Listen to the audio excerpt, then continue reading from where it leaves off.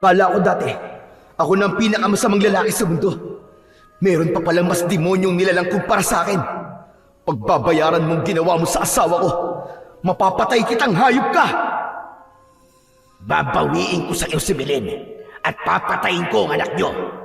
Wala nang sanggol na iiyak sa baryo ito. Hindi ako makakapayag na may mabubuong pamilya sa lugar na ito.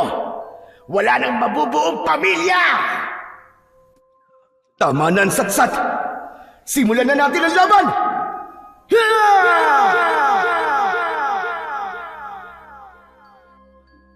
Magandang araw po sa inyong lahat.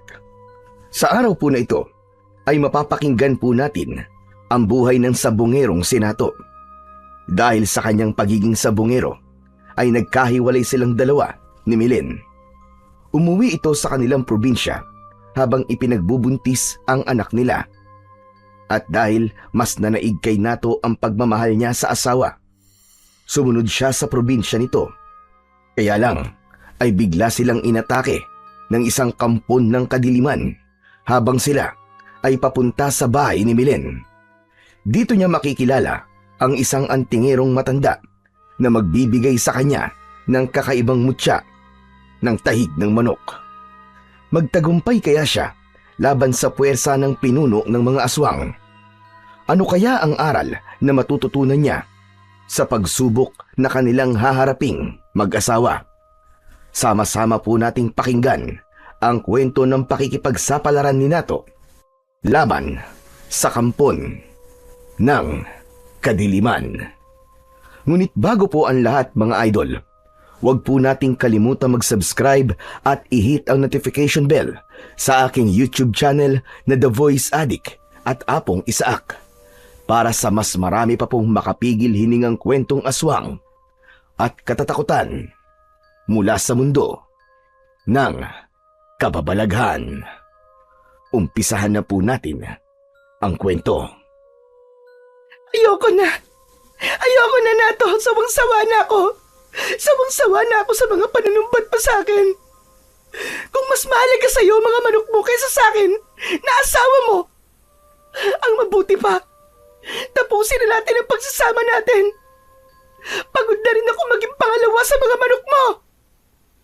Ba't sino ba ang tinakot mo, ha? Hinahamon mo ba ako? Sige, hindi kita pipigilan, umalis ka. Umuwi ka dun sa inyo. Kesa naman na araw-araw kong nakikita ang pagbumuka mo. Mabuti nga yun, nang mawala ng malas sa buhay ko. Anong sabi mo?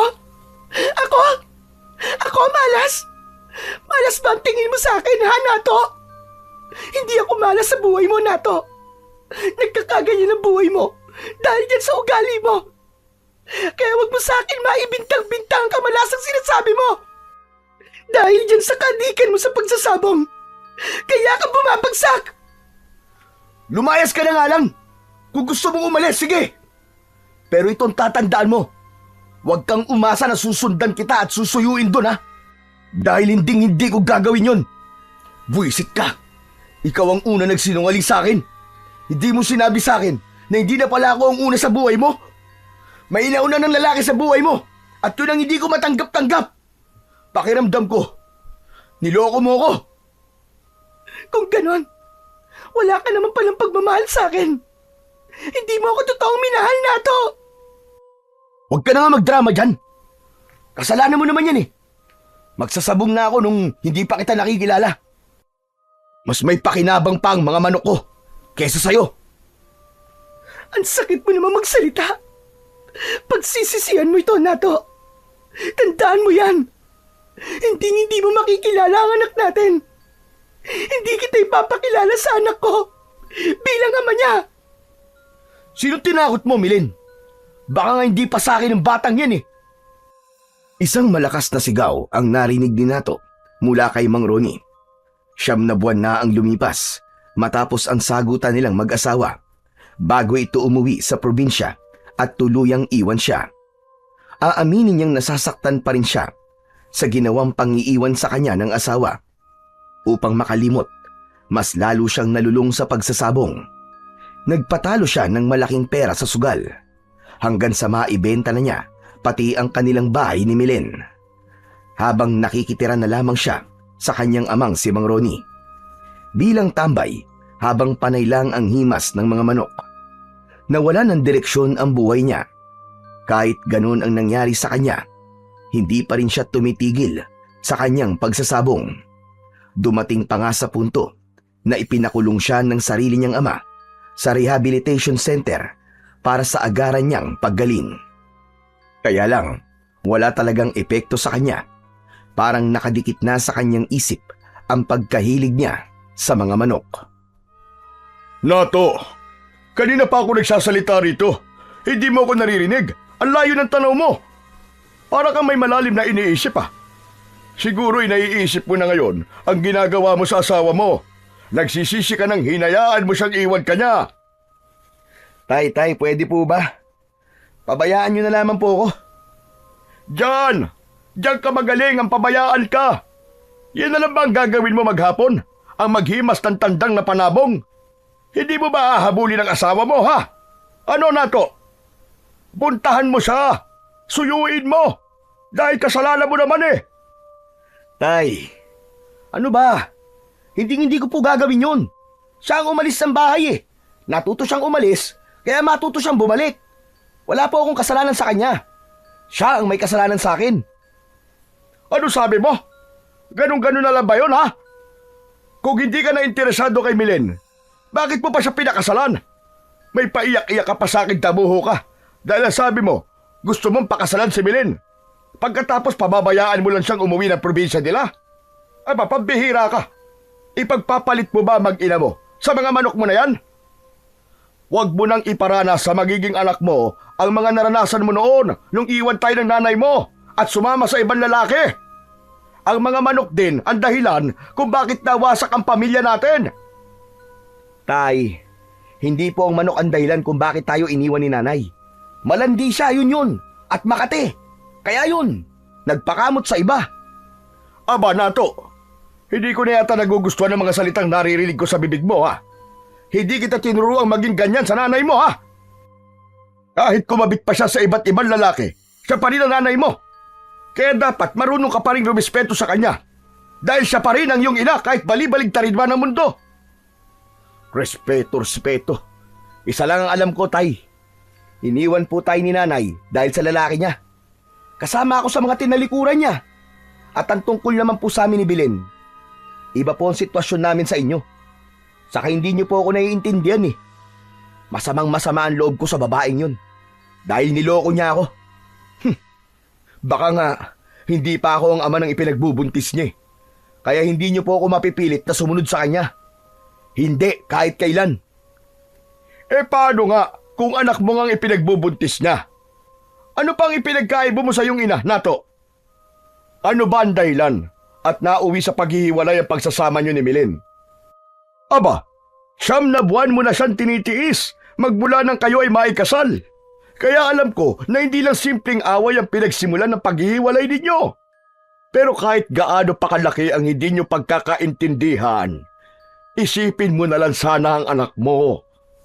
Lalabas siya sa mundo nang hindi ka niya nakikita at nakikilala. Aba, Nato, kaya mo ba yun? Hindi ko talaga siya pupuntahan, Tay. Kahit ano pa sabihin nyo. Dahil di ko matatanggap na hindi na siya malinis ang makuha ko. Hindi ako nakauna sa kanya. Niloko niya ako, Tay. Niloko niya ako eh. Eh tinamaan ka pala ng lintik eh. Hindi naman pala si Milen ang mahal mo, kundi ang sinapupunan niya. Walang hiya ka talaga. Kung ako ang ama ni Milen, baka napatay kita. Baka nilaslas ko ang leg mo. Hindi sapat na batayan kung malinis o hindi ang babae. Kung totoong minahal mo siya, tatanggapin mo siya ng buong buo. Hindi yun kawalan sa pagkalalaki mo. Ang kawalan sa lalaki ay yung hindi marunong manindigan. Baka gusto mong itakwil kita. Ano pang ipinagkaiba mo sa mga lalaking takot sa responsibilidad? Malay mo naman, kung may mga dahilan kung bakit siya nagkaganon, hinusgahan mo na kagad. Hala, sige, mag-impake ka ng mga gamit mo at hahabulin natin ang asawa mo. Pupuntahan natin si Milen. Tay, hindi niyo ako mapipilit. Kung gusto niyo, kayo na lang ang humabol sa kanya. Dito na lamang ako. Aba, bakit ako? Ikaw tong asawang hinayupak ka. Hindi si Milen ang iniisip ko, kundi ang magiging apo ko. Kapag hindi ka sumama sa akin, sinasabi ko sa'yo, Nato, kakalimutan kong anak kita. Itatakwil talaga kita. Nakakahiya ka. Nakakahiya ka bilang isang lalaki.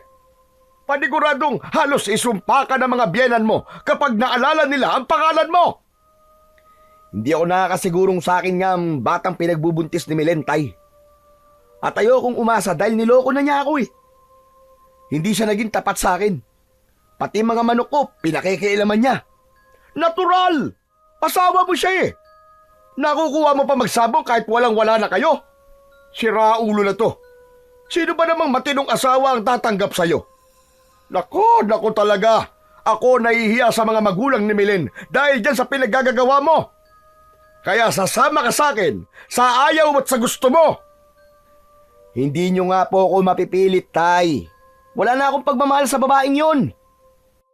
Isang malakas na suntok ang dumapo sa muka ng may 25 taong gulang na si Nato mula sa kanyang ama. Bumagsak siya sa lupa kasama ng tandang na hawak niya. Lumipad itong papalayo sa kanya habang nakaupo siya sa lupa. Galit na galit niyang hinaplos ang pumutok niyang labi, lalo na nang dumaloy ang mainit niyang dugo sa kanyang baba. Pero mas galit ang may 55 taong gulang na si Mang Ronnie sa kanya. Kaya naman ay hindi siya nakapagsalita at tinanggap na lamang niya ang masasakit na salita mula sa kanyang ama. Siyam na buwan kitang hinayaan na mabuhay ka ng mag-isa kasama ang mga manok mo na yan, Nato.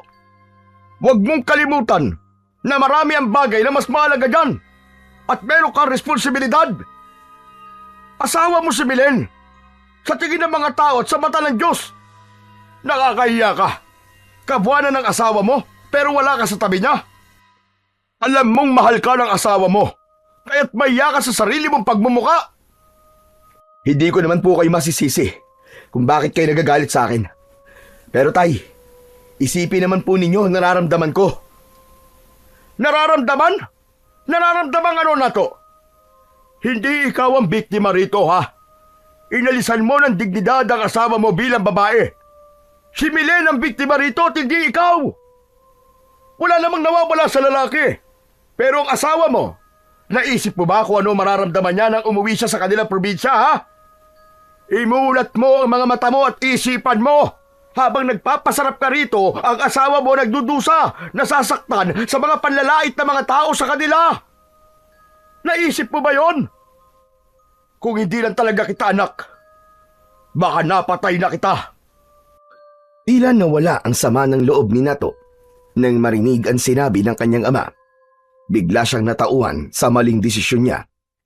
Hindi niya naisip ang nararamdaman ni Milen, kung ano ang epekto ng ginawa niya sa kanyang asawa. Biglang umagos ang masaganang luha sa tigkabilaan niyang pisngi. Ni minsan ay hindi niya naisip na magkakaganon ang pagsasama nila dahil malambing at mapagmahal na asawa si Milen. Siya pa nga ang maraming nakakarelasyong mga babae, pero ni minsan ay hindi siya hinusgahan ni Milen. Tinanggap siya ng buong buo ng kanyang asawa. O ano? Iiyak ka na lang dyan na parang ikaw pa ang biktima. Sige, himasi mo lang ng himasi ng mga manok mo.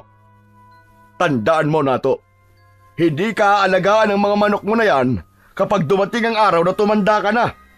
Pamilya mo pa rin ang mag-aalaga sa'yo.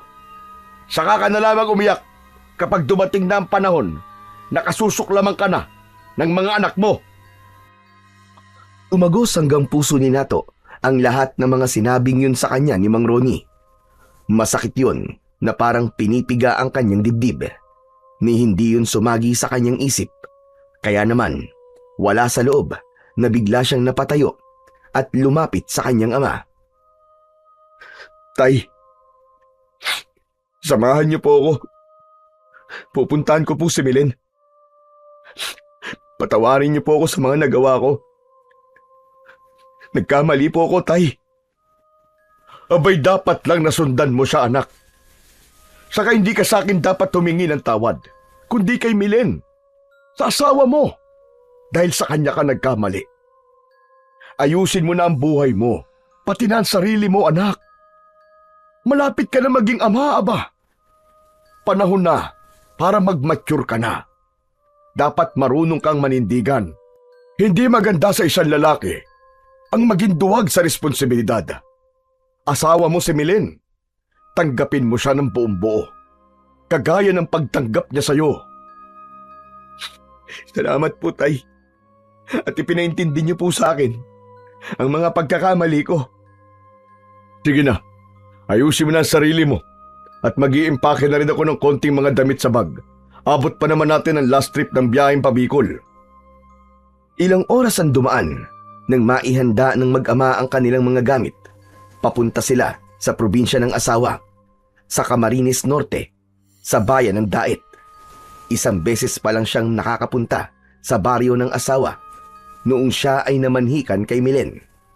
Kaya naman, alam niyang hindi magiging madali ang pagpunta roon dahil kakailanganin nila ang 9 na oras na biyahe mula sa Batangas papunta sa lugar ng asawa.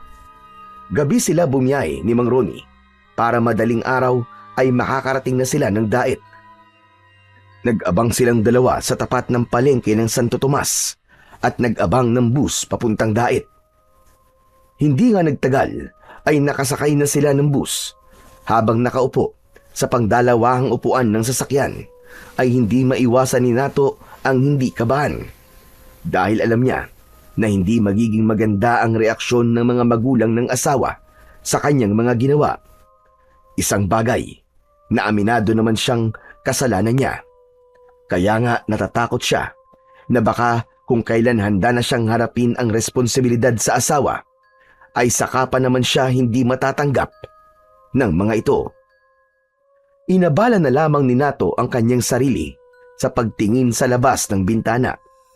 Kahit ang nakikita lang niya ay ang kumikislap na mga ilaw sa bahay na nadadaanan nila. Pagkalipas ng 9 na oras ay sumakay naman sila ng tricycle papunta naman sa liblib na baryo ng Apulok. Isang baryong malayo sa bayan at iilan lang ang mga bahay na nakatayo.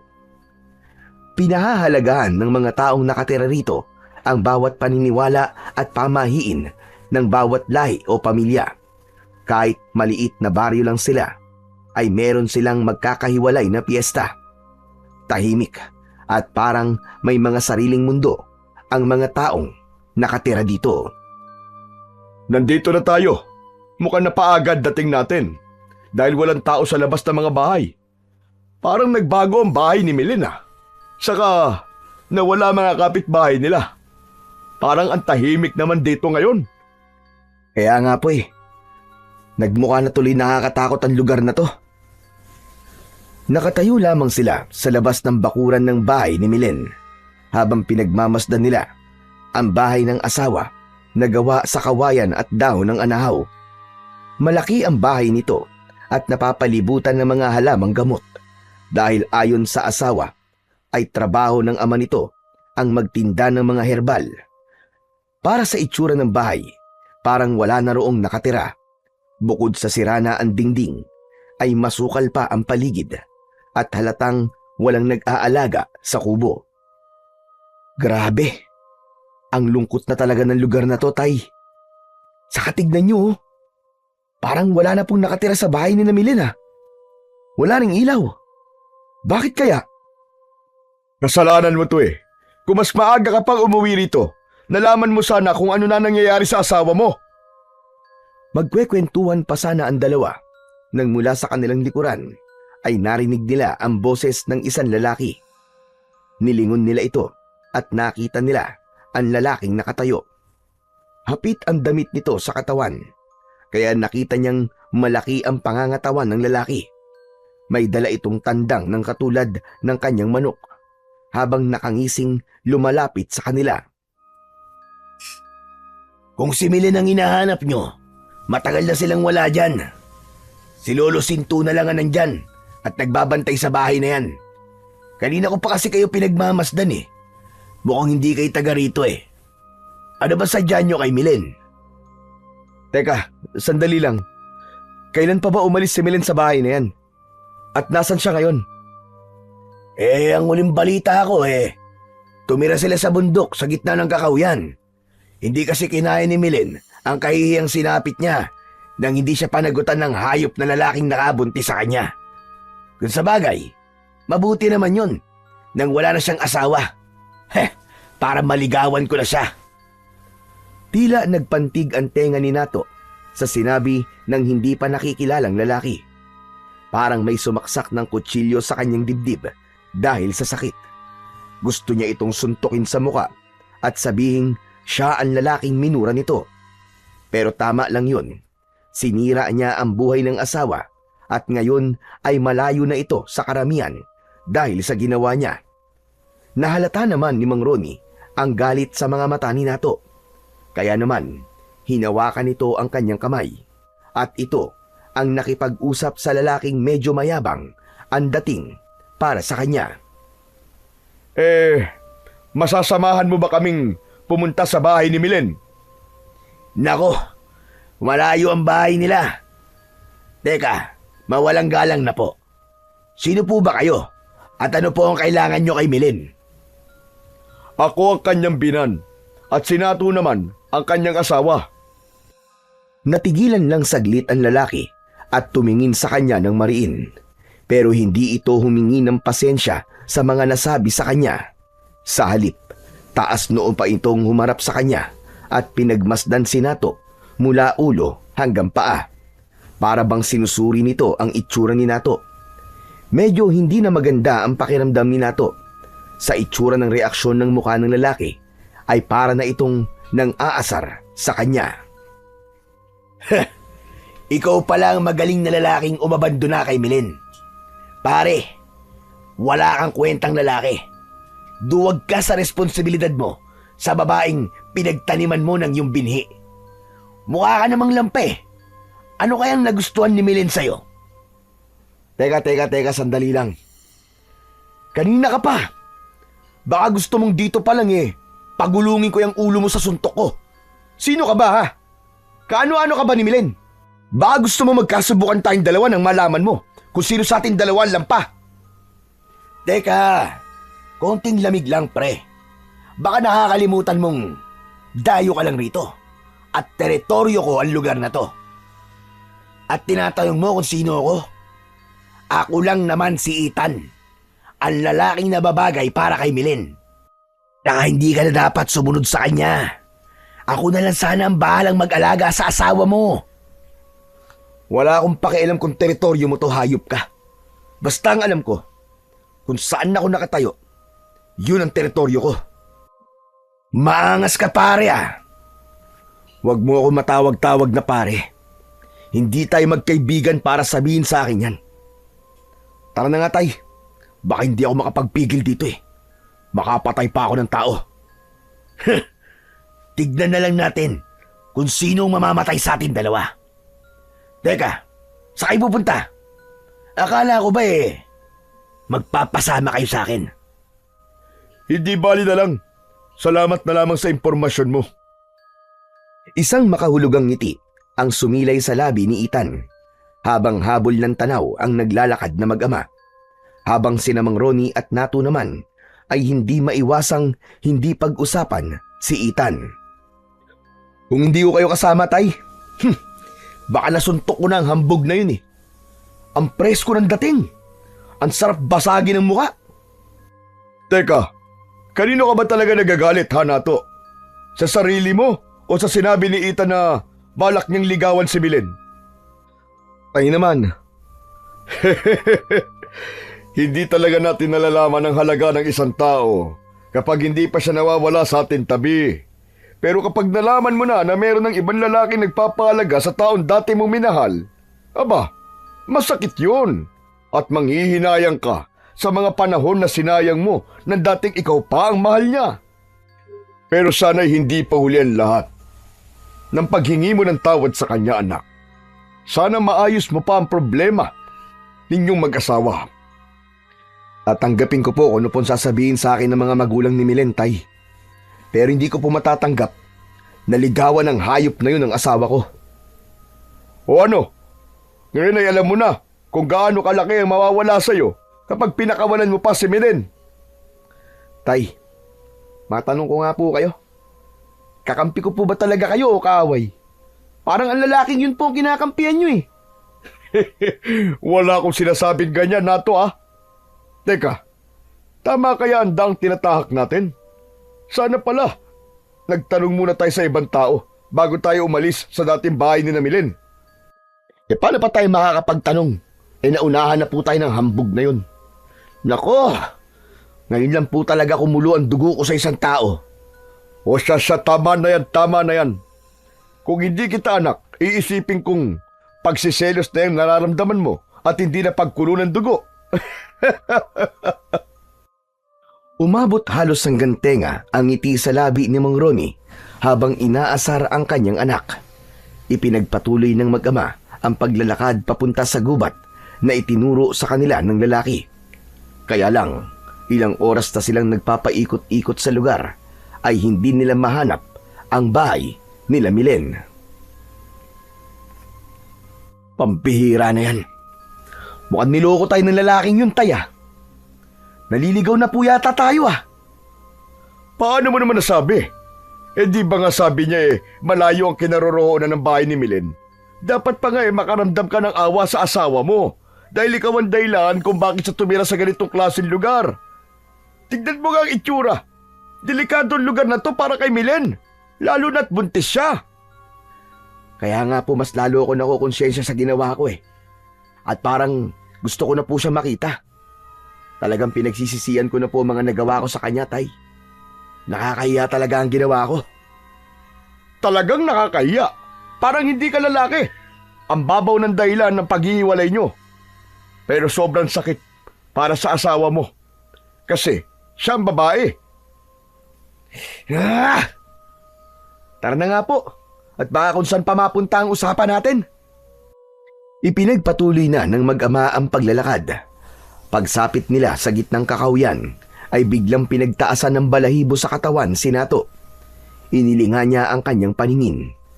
Ang kagubatan ay nananatiling tahimik, ngunit hindi mapayapa. Tila may bumabalot na kakaibang enerhiya sa hangin. Ang mga puno ay matataas at masusukal ang daan mula sa mga natutuyong mga dahon. Bawat hakbang nila ay lumilikhayo ng ingay. Habang ang mga puno ng dao ay may baluktot at kulubot na mga ugat na tila maigpit na nakakapit sa lupa. Parang nagbabantay sa isang lugar na hindi dapat pinupuntahan ng mga tao. Hindi lubos maisip ni Nato, sa ganitong lugar gugustuhin tumira ng kanyang asawa. Tumingala si Nato habang naglalakad at nakita naman niya ang mga dahon ay gumagalaw kahit wala namang hangin. Para bang may hindi nakikitang presensya na gumagalaw sa dilim at lihim na nakamasid sa kanilang mag-ama. Sandali lang anak, magpahinga na muna tayo. Ay, nakakapanghina ang init ng paligid. Teka, nasa na ba tayo? Mukhang niloko nga tayo ng lalaking yun ah. Ang pagkakamali lang po natin, Tay. Naniwala po kagad tayo sa hayop na yun. Talagang kapag nagkita kami ng mayabang na yun, ay nako, talagang malilintikan siya sa akin. Pinagtripan pa niya tayo. Pabayaan mo na. Ang mahalaga ay mahanap natin ang bahay ng asawa mo. Magpahinga na muna tayo dito. Maupo ka sa ugat na to. Mukhang hindi po ako makakapagpahinga ng maayos, Tay. Nag-aalala po akong abutan tayo ng pagdilim sa lugar na to. Bukod pa ron, baka kung saan pa tayo dalhin ng paglalakad natin. Wala man lang tayong makitang tao o naglalakad na para mapagtanungan natin o mahinga ng tulong. Pambihirang lugar to. Parang walang mga nakatira. Habang hinahabol ni Nato ang kanyang hininga, ay panay din ang linga niya sa paligid. Nagbabaka sakali silang makakita ng kahit isang bahay na nakatayo sa kakahuyang yun. Pero wala talaga. Kaya nang makapagpahinga na sila, ay muli nilang ipinagpatuloy ang paglalakad. Kahit bahagya ng maihakbang ni Mang Ronnie ang mga paa nito. Hanggang sa hindi nila namalayan na malapit ng magdilim sa ilang oras nilang paglalakad sa lugar na yon, Halos kalahating araw na ubos ang kanilang oras sa paghahanap sa bahay nila Milen. Ay nako, parusa yata to sa akin, Tay, ah. Dahil sa lahat ng ginawa ko sa asawa ko. Matatanggap ko naman lahat ng parusa. Basta hindi kayo madamay, Tay. Huwag mo nang isipin na parusa to, anak. Tao ka lang din na nagkakamali. May dahilan kung bakit tayo napunta sa lugar na to. Sana pala nagtanong na muna tayo sa iba bago tayo naniwala dun sa itan na yun. Hindi ko naman po akalain na makakahanap kagad tayo ng balasuba sa tao eh. Sinadya niya to, Tay. At hindi ko hahayaan na hindi niya pagbabayaran ng ginawa niyang to sa atin. Naubos na ang kanilang oras sa pagpapahinga sa ilalim ng puno ng nara dahil hindi na rin nila matandaan kung saan sila unang dumaan. Mabuti na lamang at meron silang baon na tinapay na pinagong na nabili nila sa Sariaya. Pasalubong niya sana yon kay Milen dahil alam niyang paborito yon ng asawa. Masyado silang nalibang sa paghahanap ng mga bahay sa gubat. Kaya't pati ang tanghalian ay nakalimutan na nila. Habang kumakain ay hindi maiwasan ni Nato na hindi pagmasdan ang kagubatan kapag ito ay nasisikatan ng bilog na buwan. Ang hangin ay malamig, ngunit may kakaibang bigat. Dala ang halimuyak ng nabubulok na kahoy at halumigmig ng kagandahang unti-unting nilalamon ng kadiliman. Nararamdaman niya ang lamig ng simoy ng hangin sa kanyang balat. Maging ang liwanag ng buwan ay bahagyang sumisiksik sa pagitan ng mga sanga. Nagbibigay ng malamlam na liwanag sa kagubatang puno ng anino. Bigla niyang naramdaman na parang hindi sila nag-iisa sa lugar na yon. Kaya ang pagmuya ni Nato sa tinapay ay saglit niyang itinigil at napatayo sa kanyang kinauupuan. Ganon din si Mang Ronnie na parabang nararamdaman din ito ang nararamdamang kilabot ni Nato. Bumilis ang tibok ng kanyang puso dahil sa pag-aalala. Tay, pareho po ba tayo ng iniisip? Siguro, anak. Dahil probinsya ito at liblib ang lugar. Malamang na may aswang sa gubat na ito. Naku po, sana hindi mangyari sa atin yung ilang nababalitaan ko, napapanood ko sa TV na nabibiktima ng aswang. Sana, Tay, walang grupo ng mga kanibal dito. Dinamaan ka na lintik na bata ka. Imbis na tumawag ka sa Diyos, puro ka kanibal. Hindi totoo ang kanibal dahil dito sa baryo, aswang ang uso rito at malamang na makakasagupa natin sila ngayon. Kanina ko pa nararamdaman na mayroong mga matang nakatingin sa atin. Mga nilalang na nag-aabang lang sa paligid. Nagkukubli sa dilim. Ayoko na, Tay. Umuwi na po tayo. Umuwi? Sira ka ba? Kung alam natin ang daan pa uwi, hindi na tayo aabutan ng pagdilim sa gubat na to. Ang problema kasi ay naliligaw tayo ngayon. Kaya nga tayo nakakulong sa gubat na to eh. Talagang mapapatay ko ang lalaking yun, Tay. Lintik lang talagang walang ganti sa ginawa niyang to sa atin. Malilikot ang mga mata ng mag-ama na alistong nakatingin sa paligid habang hawak ang kanilang bag at nabitiwan na pati ang kanilang kinakain. Mabilis din ang tibok ng puso ni Nato dahil sa pag-aalala at takot na rin sa mga nilalang na nasa paligid. Hanggang napako ang paningin ni Nato sa isang nilalang na nakatayo sa tapat ng liwanag ng buwan. Isang kakaibang hayop ang gumagala sa kadiliman habang pabalik-balik sa paglalakad sa kanilang harapan. Nanigas ang kanyang katawan at pareho silang mag-ama na hindi makapagsalita. Tila nabibingi si Nato sa lakas ng huni ng nilalang. Ang kanyang itsura ay tulad ng isang manok. Ngunit sa halip na pangkaraniwan lamang ang katawan, nagtataglay ng nakakatakot na anyo ang nilalang na yon. Ang balahibo ay magaspang at may bahid pa ng mga dugo na kakulay ng pangkaraniwang tandang. Ang mga mata ay mapula, tila nagbabagang apoy na kumikislap sa liwanag ng buwan. Ang kanyang tuka ay matalim, tila yari sa bakal na handang lumapa sa sino mang haharang sa daraanan nito. Ang huni nitong tilaok ay masakit sa kanilang tenga na para bang gustong basagin ang kanilang pandinig.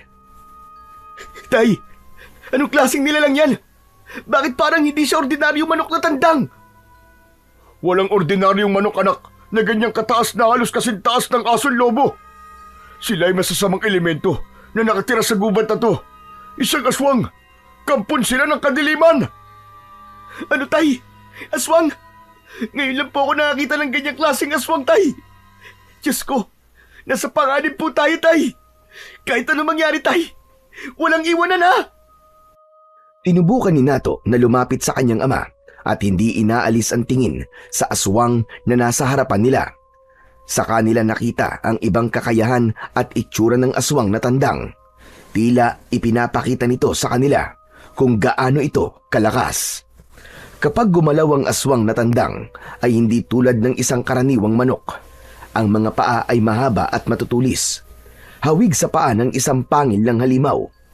Ang pagaspas ng pakpak ay hindi nagpapakawala ng alikabok, kundi ng malamig na hangin may dalang kakaibang kilabot. Ang huni naman ay hindi isang karaniwang tilaok, kundi isang nakakapanghilakbot na sigaw na tila panaghoy ng mga kaluluwa. Napaatras ng hakbang ang dalawa habang magkahawak ang mga kamay. Ramdam na ramdam nila ang takot ng bawat isa. Niwala silang panlabang armas sa nilalang na nakaharang sa kanilang dinaraanan. Sa ganitong anyo, ang aswang na mukhang manok ay hindi isang ordinaryong nilalang. Kaya nang sumugod ito papalapit sa kanila, ay hindi na rin sila nag-aksaya ng panahon. Mabilis silang tumakbo na para bang hinahabol sila ng 10 demonyo. Halos hindi lumapat ang kanilang mga paa sa lupa, ni hindi nakaabot ang aswang sa kanila dahil nagpaekis-ekis sila sa daan at sinubukan nilang mailigaw ang nilalang. Subalit bigla silang napahinto sa pagtakbo at pasadsad na tumigil sa isang halamang gubat na merong isang nilalang na nagtatago sa likuran.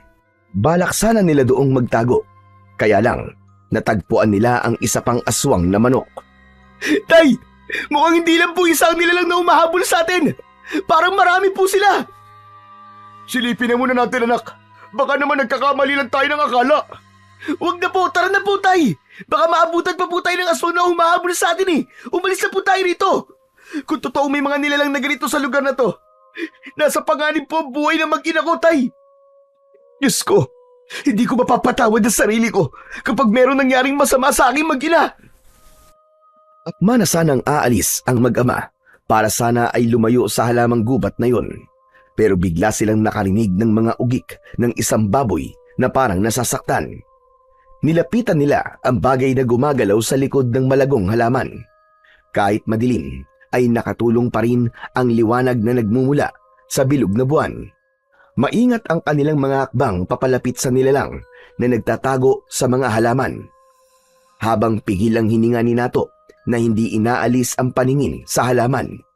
Habang si Mang Ronnie naman ay maingat na dumampot ng kahoy sa lupa. Saka itinutok sa unahan ng kanilang daan. Dahan-dahang hinawi ni Nato ang mga dahon habang mabilis ang tibok ng kanyang puso.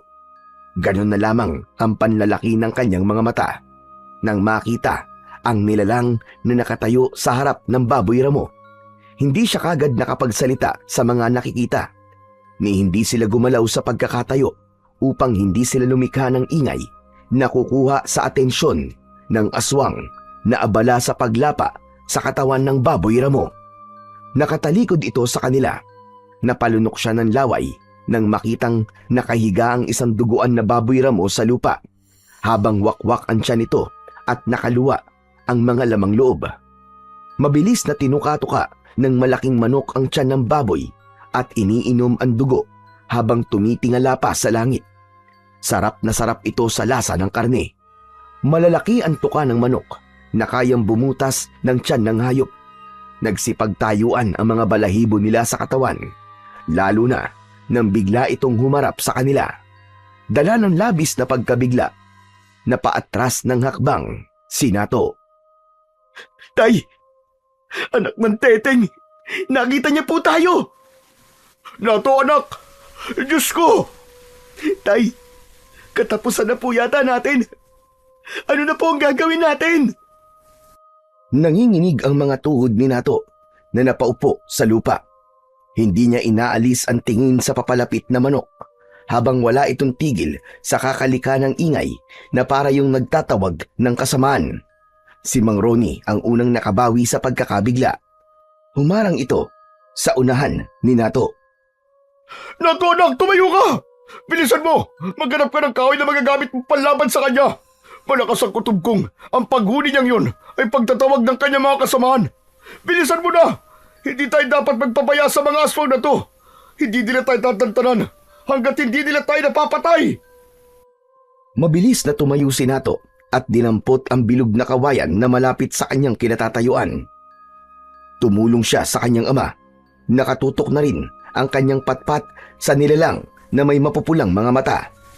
Napansin ni Nato na hindi normal ang mga paa ng manok dahil sa mahahaba nitong mga kuko na katulad sa uri ng isang talim na parang sa espada.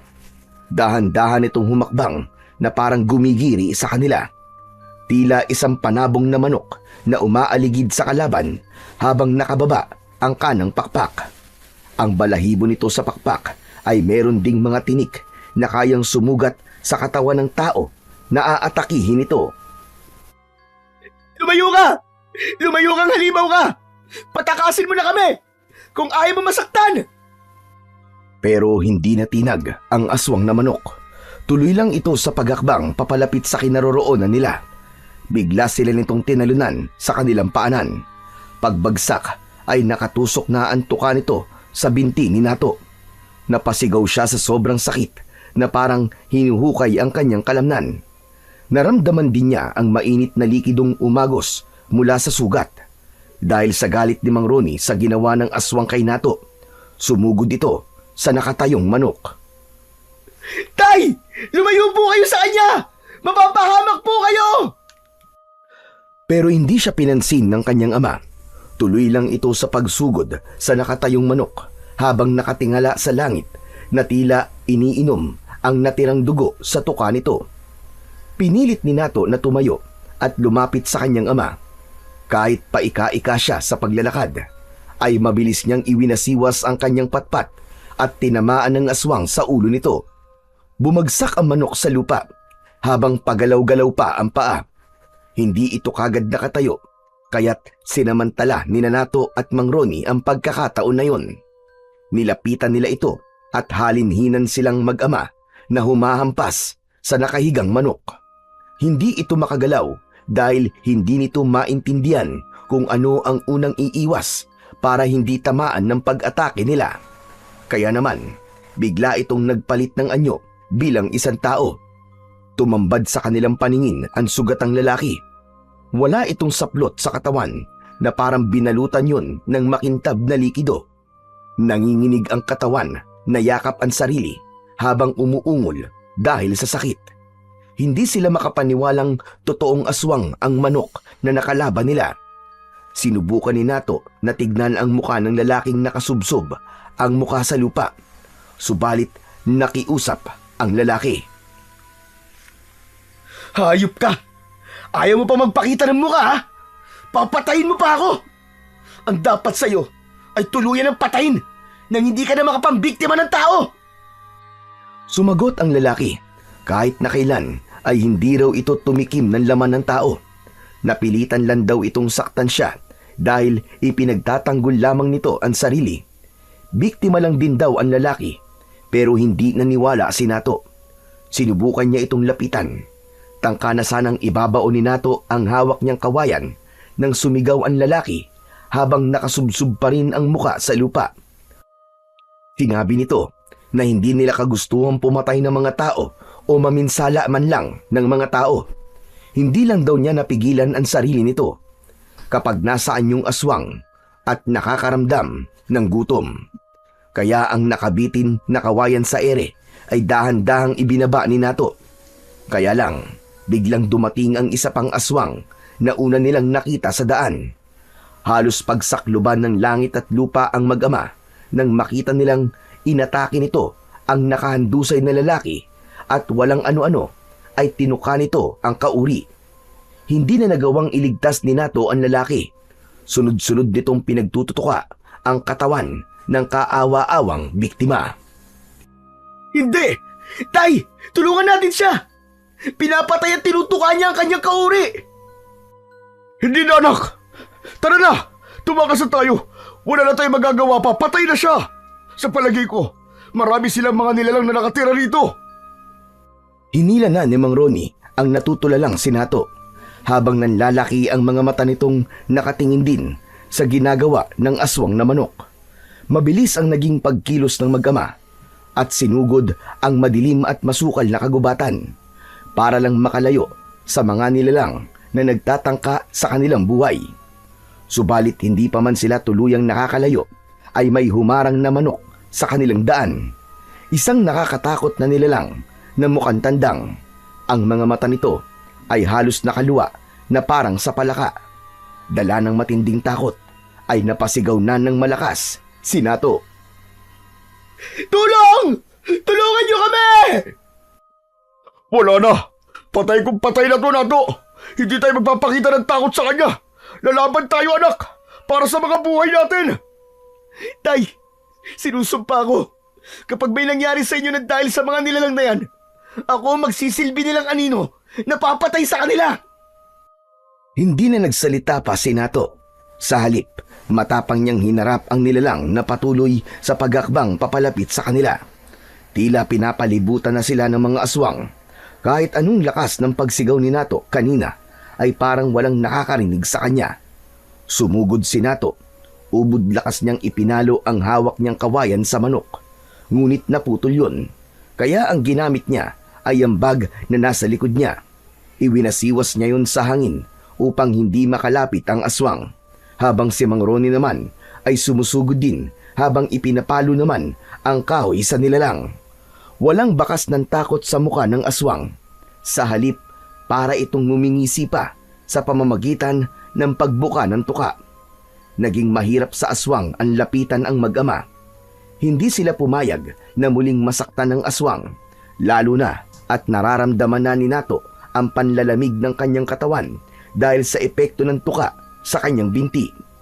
Maya-maya pa ay narinig nila ang malakas na pag-usal ng orasyon ng matandang nasa likuran nila. Isang matanda na may mahabang buhok. Hawak ang isang karet. Wala itong tigil sa pagwasiwas ng talim sa ere hanggang sa tamaan na ang halimaw sa leeg na hindi na nakaiwas sa pag-atake ng matanda. Bumagsak ang aswang na manok sa lupa habang umaagos ang dugo sa leeg nito. Ngunit biglang lumitaw ang iba pang mga nilalang na kasama ng aswang. Lahat ay humakbang ng dahan-dahan papalapit sa kanila. Diyos ko! Sinasabi ko na nga ba? At may mga nakitang tao na bibiktimay ng mga haginok na yan. Sige! Lumapit kayo mga halimaw kayo! Nang tuluyan ko ng wasakin ang mga leeg nyo! Sige! Lapit pa! Walang bakas ng takot na ipinosisyon ni Lolo Sinto ang hawak nitong karet. Inatake ng matanda ang papasugod na malaking manok na may nakasabit pang laman loob ng baboy sa tuka nito. Mataas itong lumipad para tukain ang matandang nakatayo. Pagbagsak ng manok ay sinalubong naman ito ng karet ng matanda sa leeg. Bumulwak ang dugo sa leeg nito at pasadsad na bumagsak sa lupa. Tinabayan ito ng lapit sa pinagbagsakan na lupa, saka walang tigil nitong pinagtatataga ang katawan nito. Saka naman ginilitan ng matanda ang leeg nito hanggang sa mapugot yun. Pagkatapos ay nagkikikisay ito sa lupa na parang nakukuryente. Mabilis na nilapitan ni Lolo Sinto, sina Mang Ronnie at Nato. Saan ba ang punta nyo? At kahit gabi na naririto pa kayo sa gubat. Sandali lang. Mukhang hindi kayo mga taga rito. Ang totoo po niyan, ay kanina pa po kaming umaga na nandito sa gubat. Naligaw po kami sa paghahanap sa bahay ni Milen. Ito nga po, at natuka ng aswang sa binti si Nato, ang anak ko. Nako, hindi pwedeng tumagal ang sugat ng anak mo dahil sa kamandagdang aswang. Si Milen ba ang hanap nyo? Apo ko siya at nasa bahay ko siya ngayon. Kinuha ko siya dahil hindi nga siya tinitigilan ng mga aswang na yan. Ngayon na kasi ang kabuanan niya. Kumusta na po ang asawa ko? Ayos lang po ba siya, Lo? Hindi ito ang tamang lugar para magkumustahan. Tara na, kailangan magamot kagad ang sugat mo. Tinulyapan lang ni Lolo Sinto ang nakahigang walang buhay na manok.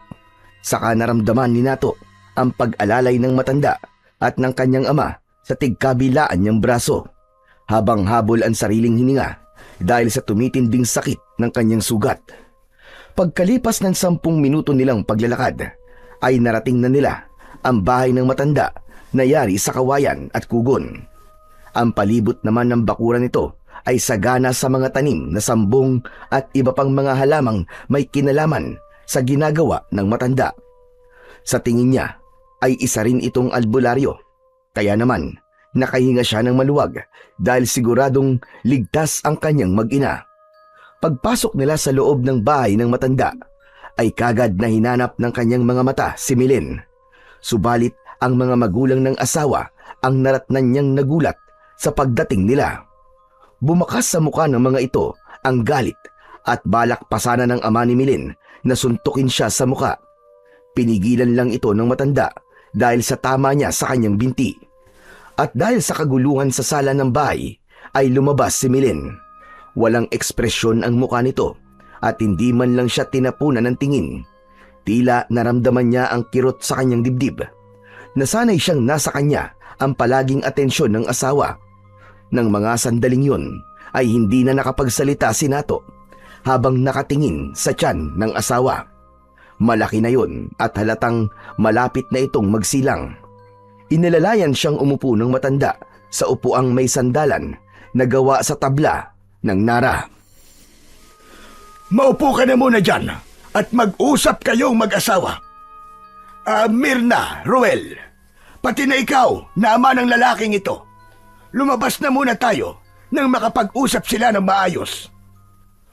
Ako po si Ronnie, Tatang, at siya po ang aking anak na si Nato. Alam ko pong kayo si Lolo Sinto dahil nabanggit na kayo sa amin ng hayop na lalaking nanloko sa amin kanina. Ano ka mo? Sinong lalaki ba nakausap nyo? Sa pagkakaalala ko ho Ethan daw po ang pangalan niya. Humanda talaga siya sa akin sa oras na magkita kaming dalawa.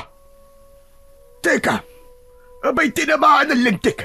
Bakit naman kayo itinuro sa mapanganib na gubat na yon? Mabuti na lang at nakawala si Texas ko. Kung hindi, malamang na hindi na kayo nakarating dito ng buhay. Dahil sa sinabi ni Lolo Sinto, ay saka lang napatingin si Milen kay Nato. Bakas sa mukha ng babae ang matinding pag-aalala, pero hindi lang nito ipinapakita.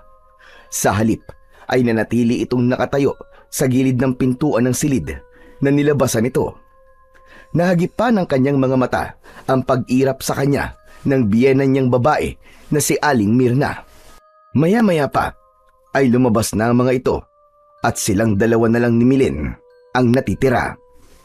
Walang gustong magsalita at nagpapakiramdaman kung sino ang mauunang magsasalita. Si Nato ang nagpaubaya dahil siya naman ang may kasalanan ng lahat kung bakit sila nagkahiwalay na mag-asawa.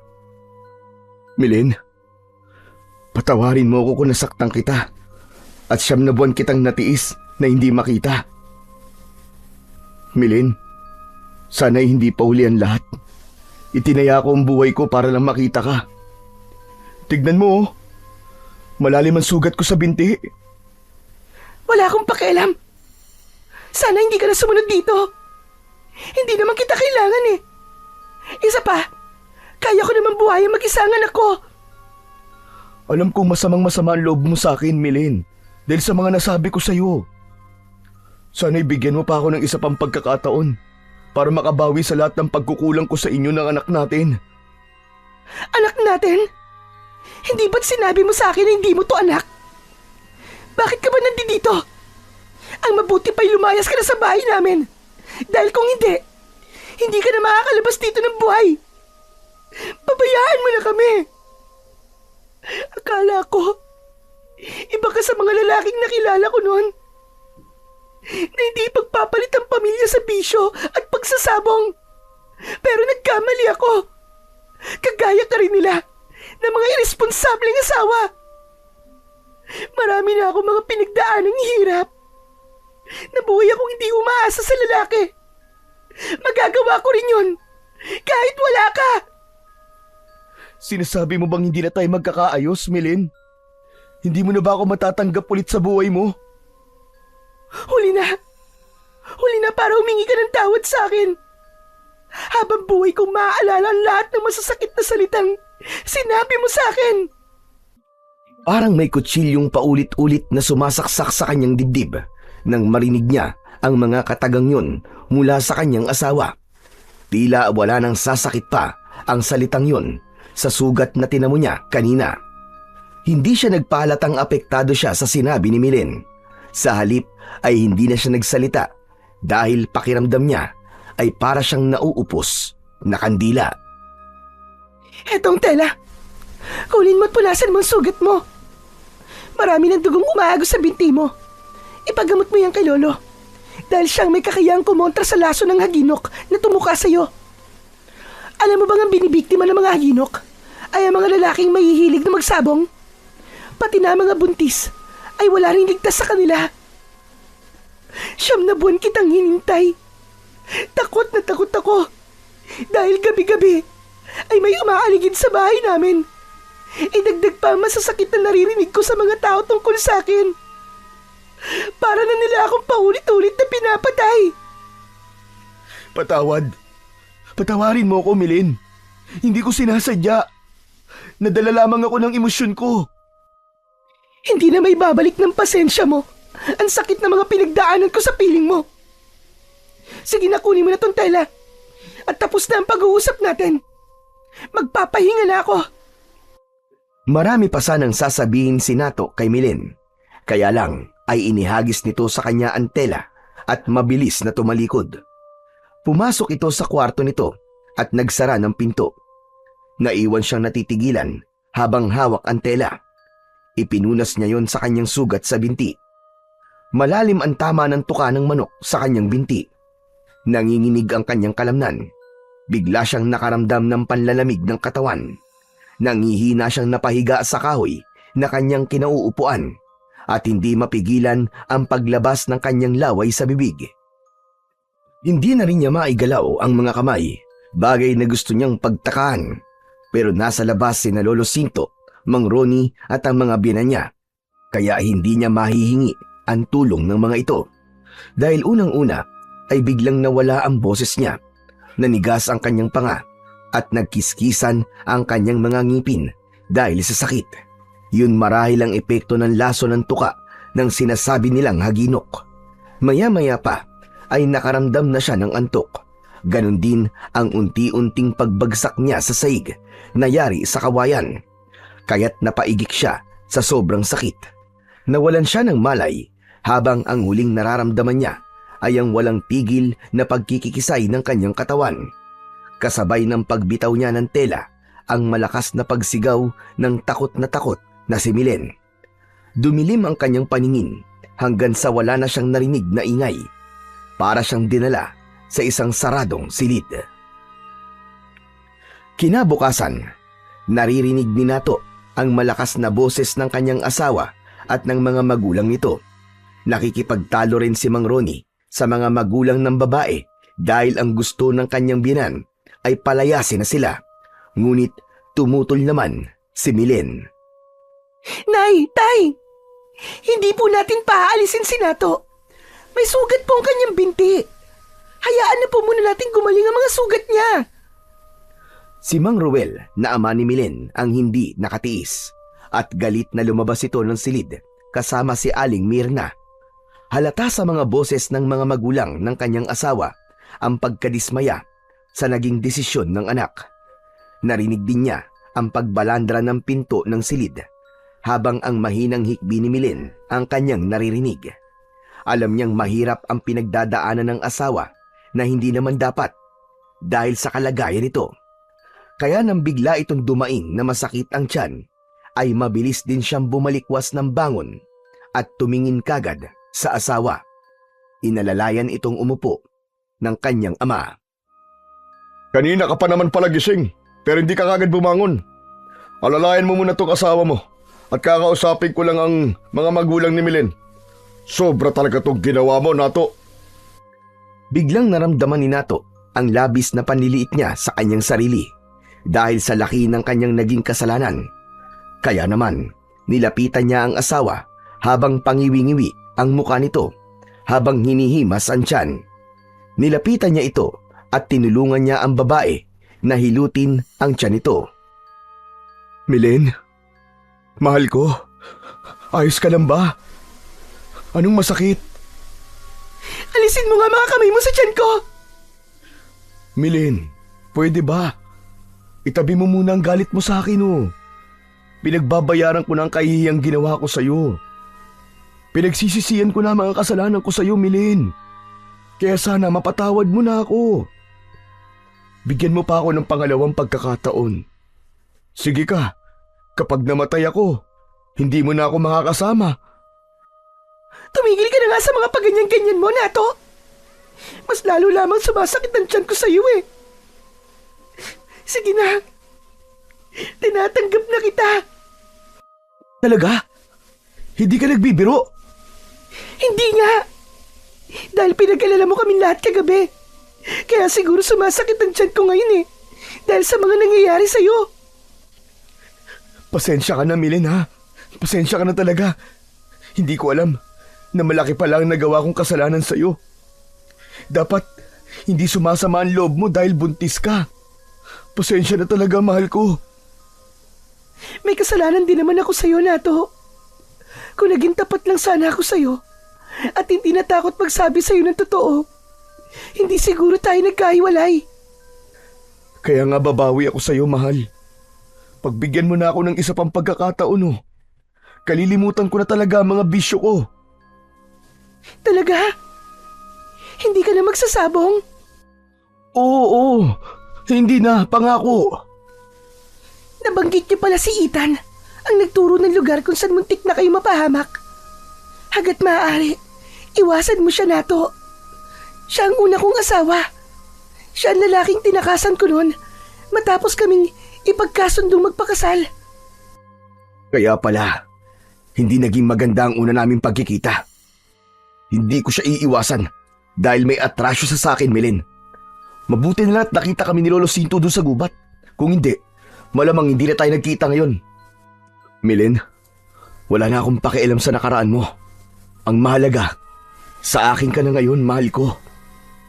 Pero, may sasabihin pa sana si Milen sa asawa nang pumasok naman si Lolo Sinto at Mang Ronnie. Nakita nilang hawak na ng matanda ang Texas nito na nakawala kagabi. Hindi niya maiwasan ang hindi mapatitig sa manok dahil kakaiba ang itsura nito. Para bang may malakas na enerhiya siyang nararamdaman dito na hindi pa niya nararanasan sa ibang mga manok na nahawakan niya. Ayun! Salamat naman at gising ka na, Nato. Kumusta na ang pakiramdam mo, iho? Lolo Sinto, ayos na po ako. At nagkaayos na rin po kami ni Milen. Aba, mabuti naman pala kung ganun. Nagkasundo na rin kami ng mga magulang mo, Milen, na kung sakaling magkakaayos kayo ni Nato, ay isasama ka na namin pabalik sa Batangas. At pumayag naman sila. siguro po, ay pagkatapos ko na lang po mga anak, Tay. Hindi maaari, Milen. Kung ayos na kayo ng asawa mo, dapat lamang na sumama ka na sa kanya. Huwag mo nang hintayin na dito ka pa, manganak. Alam mong delikado ang sitwasyon mo dito. Hindi ka titigilan ni Ethan. Teka, ano pong ibig niyo sabihin, Lolo Sinto? Kapag ang isang buntis ay manganganak, hindi siya tatantanan ng mga haginok. Para silang mga nauulol na aso sa amoy ng mga sanggol. Delikado para kay Milen ang manatili dito. Lalo pat nagsisimula na silang magbantay sa paligid ng bahay namin. Idagdag pa ang panggugulo ni Ethan kay Milen. Kailan po kami dapat tumalis, Lolo Sinto? Sa ngayon po, ay sumasakit na po ang tiyan ko. Baka dun pa po ako manganak sa bus kung pabiyahe po kami ni Nato. Bukas ng umaga, para hindi ka masyadong mahirapan. Marahil ay dala lamang yan ng matindi mong pag-aalala kagabi kay Nato. Iyak ka ba naman ng iyak eh? E di siyempre, naapektuhan niya ng anak mo. Kung ganun, Milin, totoo ka palang nag-aalala sa akin? Bakit hindi ako mag-aalala? Eh kapag namatay ka, habang buhay kitang hindi na makikita. Oo na. Mag-iingat na ako para sa'yo, Milin. Salamat ah. Binalingan ng tingin ni Nato ang hawak na manok ng matanda. Tila merong malakas na enerhiyang humihila sa kanya para hawakan yon. Lolo Sinto, kanina niyo pa po hawak yung manok niyo ah. Mukhang maganda pong panabong yan ah. Nato, akala ko ba nangako ka na? Huwag ka mag-alala, mahal. Gusto ko lang hawakan ang manok ni Lolo Sinto. Mukhang mahilig din si Lolo sa mga manok na panabong eh. Meron din po bang sabungan dito, Lolo Sinto? Dati meron, pero ngayon ay wala na. Magmula nang maubos sa mga magsasabong sa lugar na ito. Kasabay ng pagkawala nila, ay dumarami naman ang mga aswang na haginok. Kahit ang isa sa mga ugali nila ay ang magpatayan at gawing pagkain ng bawat isa kapag walang nahahanap na pagkain. Kaya po pala, nakita po namin ni tatay na kinain ng aswang ang lalaking nahuli namin. Kinakain din pala nila ang kapwa aswang nila. Teka, paano nga po palang nawala ang mga magsasabong? Lahat sila ay naglaho na parang bula. Hindi namin alam kung paano nangyari yun. Maging si Kapitan ay wala na rin nagawa nang misteryosong nawala ang lahat ng mga lalaki sa baryong ito. Iilan na lamang ang nanatili sa lugar na ito. Yun ay ang mga lalaking hindi kailanman sumubok o humawak ng manok. O eto, hawakan mo ang Texas ko. Hindi ko yan inilalaban sa ibang mga manok dahil hindi isang ordinaryong manok ang Texas na yan. Nakakunot ang noo ni Nato nang tanggapin niya ang manok na Texas. Naramdaman niya ang balahibo ng manok sa kanyang palad. Bigla siyang nakaramdam ng kakaibang saya, pero kagad niya yung nabitiwan nang biglang nakakita siya ng liwanag mula sa manok at nakita niya ang kanyang sarili na nakikipaglaban sa mga aswang na haginok habang ang kanyang asawa ay umiiyak dahil nakuha ito ng mga aswang. Nagpalipat-lipat ang kanyang paningin sa muka ni Lolo Sinto at sa manok na nakalapag sa sahig. Oh, bakit mo naman binitiwan ang manok ko, Nato? Kasi po Nato, sabihin mo na. May nakita kong liwanag sa kamay mo. Magsalita ka, Nato. Sa pagtataka ng lahat, ang nabitiwang manok ay hindi umalis sa harapan ni Nato. Nakatingala ito sa kanya habang ang mga mata ay nakatitig sa kanyang muka. Hindi kagad nakapagsalita si Nato at nagtatakang napatitig sa mata ng matanda. Lolo Sinto, ano pong klaseng manok yan? Bakit bigla po ako nakakita ng liwanag at nakita ko ang sarili ko na nakikipaglaban sa mga halimaw na umatake sa amin sa gubat? Ngayon na nagiging malinaw sa akin kung bakit kayo nilapitan ni Ethan at kung bakit ka napunta sa baryong ito, Nato. Ang nakita mo ay tanda ng isang pangyayaring mangyayari pa lamang. Malamang, nahuli na para bumiyahe si Milin paaris sa lugar na ito dahil nanganganib ang kanyang buhay mamayang gabi at si Milin ay magsisilang na ng sanggol. Dahil ang manok na yan ay alaga ng isang engkantadong namatay habang ginagamot ko. Ano po, Lolo Sinto? Engkantado? Parang ang hirap naman po yatang paliwalaan ng mga sinasabi nyo. Kung nakita mo nga ang liwanag na sinasabi mo, malamang na ikaw ang tinutukoy ng engkantadong tinulungan ko.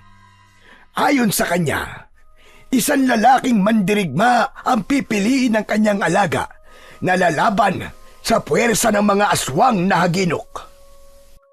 Sandali lang po, Lolo Sinto. Parang naguguluhan po ako sa sinasabi nyo eh. Ano po bang pinagsasasabi nyo sa anak ko? Imposible naman pong siya ang pinili ng alaga niyong manok. Sandali lang, at may ipapakita lang ako kay Nato. Mabilis na umalis sa kanilang harapan si Lolo Sinto at naiwan ng tatlo na hindi pa rin makapaniwala sa kanilang mga narinig, habang ang kanilang mga dibdib ay malakas ang kaba dahil sa pag-aalala. Ilang sandali lang ay bumalik na ang matanda at may dala na itong maliit na baul. Kasing lapad lamang yon ng palad ng matanda, saka inilapag sa ibabaw ng lamesa na gawa sa kawayan. Binuksan yon ng matanda at kinuha nito ang isang bagay na nasa loob. Ito ang tahid ng aking Texas. Magagamit mo ito laban sa mga aswang nato. Kunin mo. Ano po, Lolo Sinto? Tahid? Ano naman po magagawa ng tahid na to laban sa mga haginok, Lolo? Isang pambihirang mutya ng tahid ng manok ang hawak mo nato. Nagtataglay yan ng walang kapantay na kapangyarihan na tatalo sa mga aswang. Hinaplos ni Nato ang tahid ng manok, pero nagulat siya nang biglang nagkaroon yun ng liwanag at bumalot yun sa kanyang kanang kamay. Lumitaw ang isang uri ng liabe na may talim na katulad sa tare ng manok. Naramdaman niya ang pagkakaroon ng liwanag sa kanyang mga mata. Mabilis niyang nahubad ang sandata na may pagtataka sa muka. Nawala rin ang liwanag sa kanyang mga mata at bumalik ito sa dating itsura na isang kulay itim na tahid. Teka. Paano nangyari yun, Lolo Sinto? Naging tari ang tahid ng manok. Ikaw lang nato at ang mga haginok ang may kakayahang makakita sa liwanag. Dahil ikaw talaga ang pinili ng engkantadong manok. Tigilan na po ninyo yan, Lolo Sinto. Hindi po ako makakapayag na lumaban siya sa mga aswang na yun. Mapapahamak lamang po ang asawa ko. Ngunit wala nang ibang paraan, Melen. Gusto mo bang mamatay na lang habang lumalaban sa mga aswang na yun? Kailangan niyong lumaban para sa buhay ng anak niyo. Lolo Sinto, handa po akong gamitin ng mutya kung para po yun sa kaligtasan ng aking asawa at anak. Wala na ngang nagawa ang kanyang asawa nang kunin niya ulit ang tahid ng manok at ikinulong yun sa kanyang palad. Sa kanya muling nakita ang malakas na liwanag sa kanyang kamay. Naluwa naman si Milin at bumukas ang takot sa mga mata nito. Hindi ko gustong gawin mo to, Nato. Delikadong kalaban ng mga haginok. Mapapahamak ka lang. Kaya nga kailangan niyong kumapit sa kapangyarihan ng mutya ng tahid ng manok. Dahil sa oras na sumapit ng gabi, malalagay ka na sa panganib, Milen. Dahil sa nalalapit na ang pagsapit ng gabi, naghanda ang lahat para siguraduhin ligtas si Milin. Naglagay ng mga patibong sa paligid ng bahay ang mga magulang ng kanyang asawa, habang si Nato naman ay naglagay ng mga pangontra sa mga aswang sa utos ni Lolo Sinto. Nagsimula na rin ang pananakit ng tiyan ni Milin. Hawak nito ang tahid ng manok sa kanyang palad habang naghihintay sa pagdating ng mga aswang. Si Lolo Sinto naman ay inasikaso ang nagli-labor na si Milin. Hindi nagtagal ay nagpakita sa kanila si Ethan na nakatayo sa labas ng bakuran. Kumulo ang kanyang dugo nang maalala niya ang ginawa nito sa kanila ng kanyang ama. Subalit nagtataka siya kung bakit naroroon ang lalaki. Himala! Nakaligtas pala kayo. Nandito ako para mangharana sana kay Milen. Milen! Lumabas ka dyan! Kausapin mo ako! Ang kapal ng mukha mo magpakita pa sa amin pagkatapos ng ginawa mo sa aming hayop ka. Alam mo may asawa na si Milin. Umalis ka na kung ayaw mo mamatay. Ngayon pa ba ako aalis? Ngayon pang alam ko na nang manganganak na siya. Tinamaan ng lintik tong hayop na to Isa kang aswang. Bakit? Hindi pa ba halata? Nato, malakas ang kutob ko siya ang pinuno ng mga haginok. Tignan mo ang kanyang mga mata. Kahit nasaan yung tao siya, hindi nun maitatago ang kulay ng kanyang mga mata. Pero tay, bakit hindi po siya nararamdaman ng mutya ko? Dahil hindi pa siya nagpapalit ng anyo, anak. Hoy ikaw! Mukhang gusto mo nang mamatay ah! Kapag ipinagpilitan mo na kunin ang asawa ko, ako mismo makakalaban mo. Ako ang papatay sa'yo. Kaya umalis ka na. Ako ang dating asawa ni Milen. Kaya kung sino man ang dapat na umalis sa bahay na yan, ikaw yun. Wala kang karapatan sa kanya. Ang tatay ni Milen na si Mang Ruel ang sumagot sa sinabi ni Ethan, kaya nalaman ni Nato na biktima ang kanyang asawa ng panggagahasa at pananakit ng lalaking una nitong naging asawa. Kaya namatay ang anak ng mga ito. Minura ng ama ng kanyang asawa si Ethan na hindi man lang nagpakitang apektado sa mga sinabi ni Mang Ruel. Akala ko dati, ako na ang pinakamasamang lalaki sa mundo.